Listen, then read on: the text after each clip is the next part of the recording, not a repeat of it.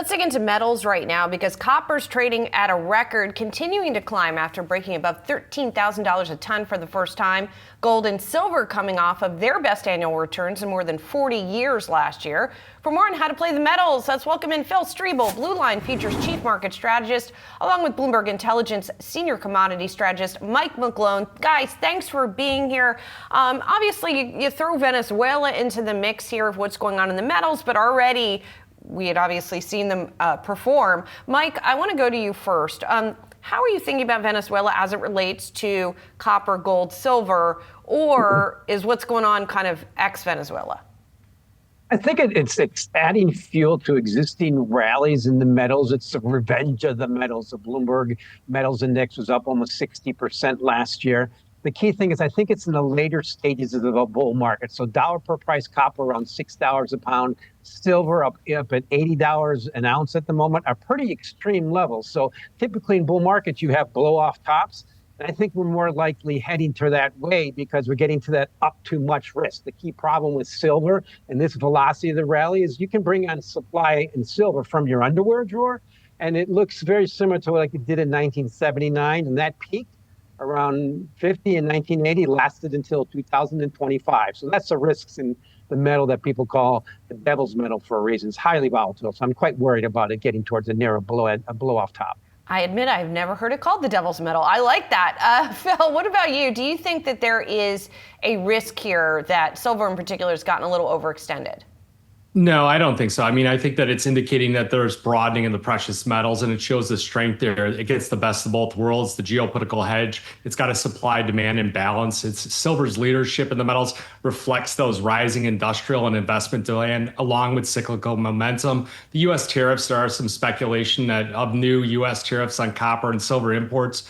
It caused traders to really rush those shipments to the U.S. and it created that scarcity of supply in London and also in China. So we believe that supply-demand imbalances, heightened geopolitical risk, long-term trends such as global green energy transition really support the outlook in the base case to hold these metals in your portfolio. Well, and I want to zero in on copper in particular. I thought it was interesting, actually, the Bloomberg story talking about the copper record talked about ahead of expected tariffs that a lot of entities in the U.S. ordered a lot of copper, and so that there's a lot of supply locked up here. Mike, how long can that kind of a phenomenon last?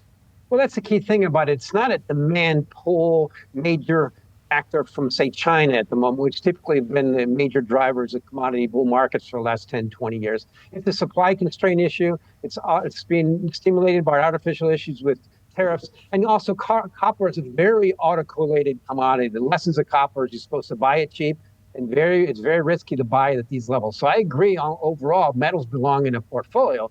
But now we're at the levels that are getting so stretched and it's becoming in the mainstream, you have to be very careful piling on. So there's a very close connection between what's more and more industrial metals every day, silver and copper. They're very similar. The point is when they get this high, typically elasticity kicks in. So I do appreciate all the fundamental things, but I've switched over to a risk manager and just pointed out, yeah, you got to be careful with commodities like this, buying them getting too long after they go up.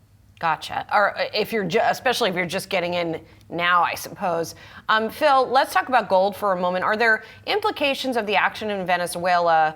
Are we going to see an acceleration of central banks buying gold sort of for what they perceive as safety reasons this year? Yeah, that was one of the things that we were looking at was how like Switzerland came in and they had seized some of Maduro's assets. And we were already seeing central banks continue to diversify away from the US dollar, other currencies, increasing those gold holdings. And that adds the structural support to prices. It all began with the Russia-Ukraine in 2022. The average central bank holds about 20%, where China only sits at about 8%. We believe the goal is for them to bring these up to about 30%. So this is a multi-year trend where these central banks are looking to hedge against those geopolitical risks and financial risks. You get the ETF flows, you get the portfolio diversification. So I just believe that this is going to be something where we continue to see the traditional 60-40 portfolio add strategic commodities such as gold, silver, copper, crude oil, and Bitcoin for diversification benefits to hedge against inflation and geopolitical risks. Phil, even if people don't have them already, buying at these levels, or do you think